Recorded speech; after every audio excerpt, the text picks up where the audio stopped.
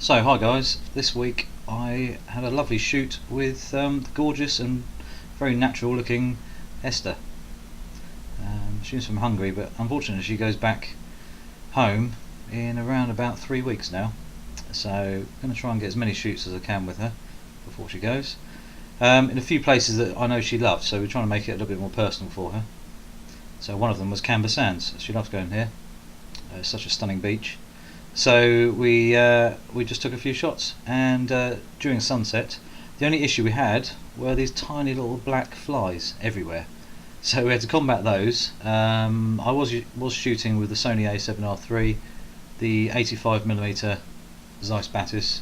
As you can see, there's a couple of flies in the shot there, and lighting with the rotolight aeos. We don't know if the rotolight aeos was fly proof, but they liked it quite a lot, so I had to turn it on and off relatively quickly, try and get rid of them. All of these shots are processed, they're not edited, so all I've done is adjust the levels very slightly and then open and save, so there's no editing whatsoever. And you know, she is as she is, absolutely stunning. So you can see a lot more flies here, just in the air there, flying around. Shooting at f1.8 most of the time, a couple of f2.8s just to get a little bit more depth. But as you can see, just a natural stunner.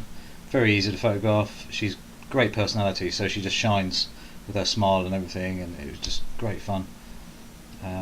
But as you can see, the camera performed amazingly, super sharp, even shooting to the sun there.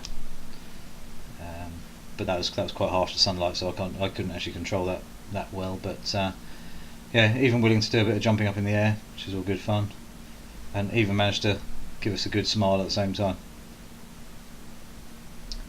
The weather was absolutely stunning. Unfortunately, the clouds had come in. We thought there was going to be a bit of a storm, but it kind of hindered the sunset a bit, which is a shame. But we still did pretty well with the shots here. But just they're not in any particular order. But as you can see, the sun was going golden hour. So there's some lovely sort of warm but very soft lighting, which was really tasty. That was the best the sunset got. Unfortunately, it sort of lingered in between the clouds there a bit, but we managed to get a little bit of the light in the background, which is good, and overcome a little bit there. As you can see, there's a little bit of colour in the sky, but it was a difficult shoot really, especially one with the flies everywhere. Once we were down onto the beach, it wasn't so bad, but up in the dunes, it was just flies everywhere. As you can see here, so you know, a little bit of colour in that sky, but we needed that really lovely blue sky with no clouds. But unfortunately, we didn't get that option. But as you can see, she photographs amazingly. Very easy to do. Just natural shots really. We didn't go too crazy on anything. Just nice outfits, just nice and flattering. A few hair flicks here or there. To add a little bit of life to the images. All shot anywhere between ISO 100 and ISO 2000 to kind of balance the natural light with the rotolight aeos being lit as well, as the light obviously went as the sun had gone down.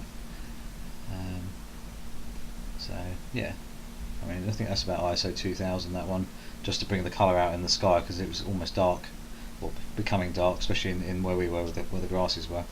But as you can see, you can still see a few of the flies there. So into the darkness. So we then headed sort of back home, in the direction of home, as the light sort of disappeared, and stopped at an old steam railway station.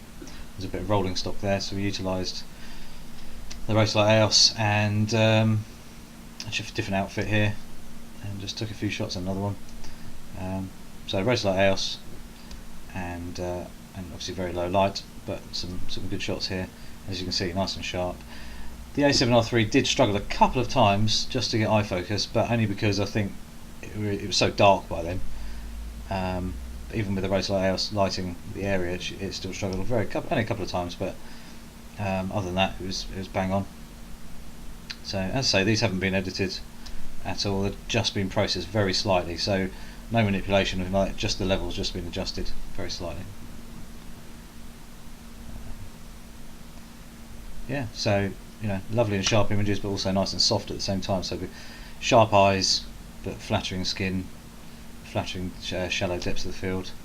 But also I love the sharpness of the rolling stock.